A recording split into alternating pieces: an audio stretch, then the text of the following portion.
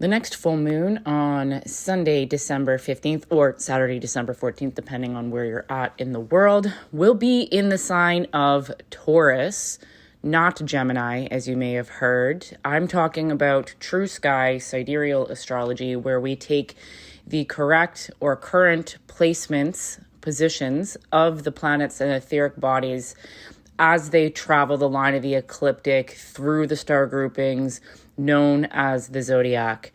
This is what astrology is meant to be, harnessing the alchemical combinations of these etheric energies and the energetic effects that are created by these combinations. This is how astrology is meant to function. Tropical astrology or Western astrology is not that. I have a lot of videos on what it is, but we'll save that for those videos. So you can check those out if you're interested. But if you're here for an accurate representation of what is going on in the skies and how you can harness these energies for yourself, you are in the right place. Okay, so starting things off with the sun here in real time. I'm recording this on Friday, December 13th. What is the date? Where am I? We've been through the ringer lately, folks. If you've seen any of my previous videos that I've been posting most recently, there's been a lot of action in what I am calling the Ophiuchus portal. So I am understanding Ophiuchus as a higher octave of Scorpio. The two of them work together to create death and rebirth in the 8th house.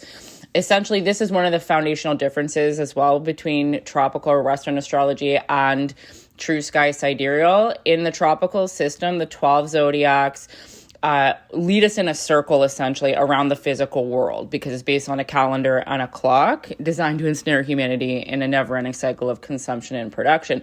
But in actuality, humans are meant to be operating on a spiral, not a circle, right? So when you add Ophiuchus, which is right over the galactic center, which is a black hole and the womb of our universe, the receptive energy of the womb, you are able to use that choice point, like a blank space as a choice point in order to move up the spiral and elevate yourself into a higher realm of consciousness. Now, when you're in a higher realm, you can still access the lower realms, right?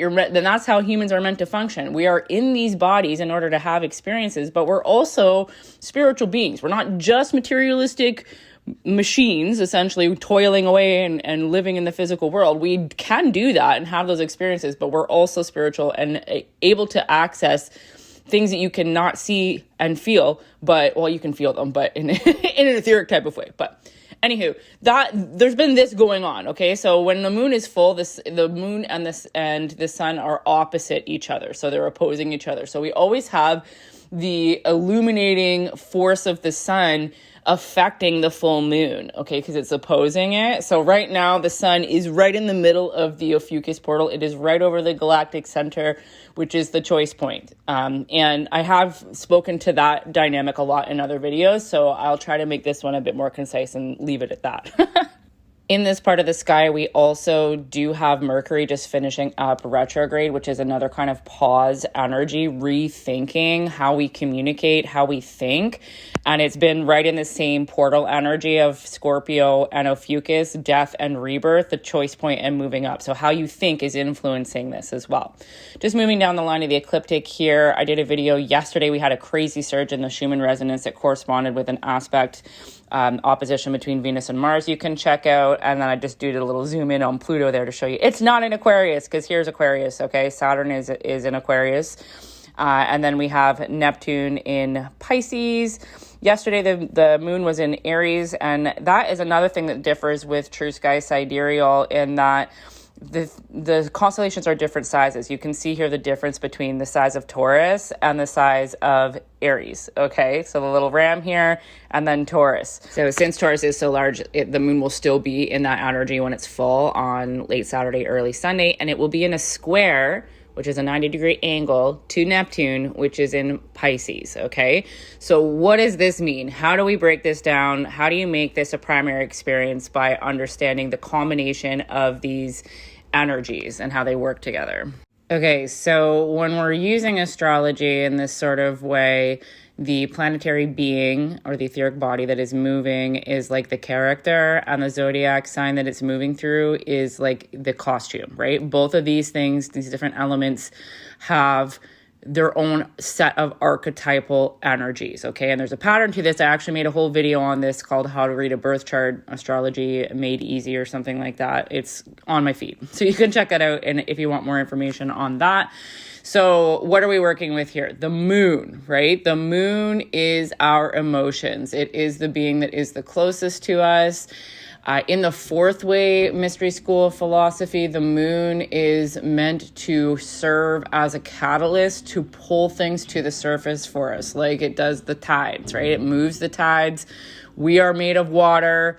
It moves things with us, right? Energy in motion is what emotions are. So the moon is essentially pulling things to the surface and making things, extra spicy and emotional for us in order for us to be aware of things. This is why when the moon is full, there's like a noticeable spike in accidents and emergency room visits and things like that.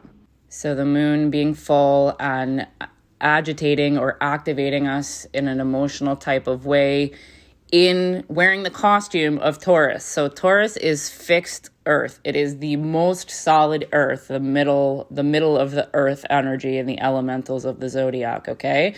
It is the second house, which is resources or the physical world. Taurus is all about sensuality. It is about luxury.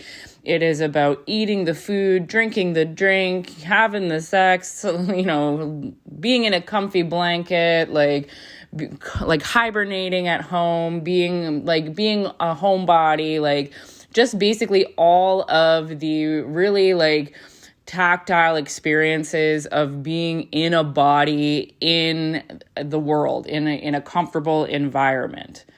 The opposite of Taurus, or the sister sign of Taurus, is Scorpio, fixed water, okay? And it's the vehicle. So the emotions, the deep water of Scorpio and the deep earth of Taurus work together to create our reality, because our physical world is a direct reflection of how we are feeling. Okay, so the sun opposing this full moon in the portal, like the Scorpio Ophiuchus portal, the black hole, the death and rebirth energy, is basically really highlighting the whole point of being a human, which is to have experiences, work through those experiences, feel the emotions of those experiences, surrender to them, understand, detach from the emotional butthurtness of those experiences, and understand that ultimately it's an inside job. The way out is in.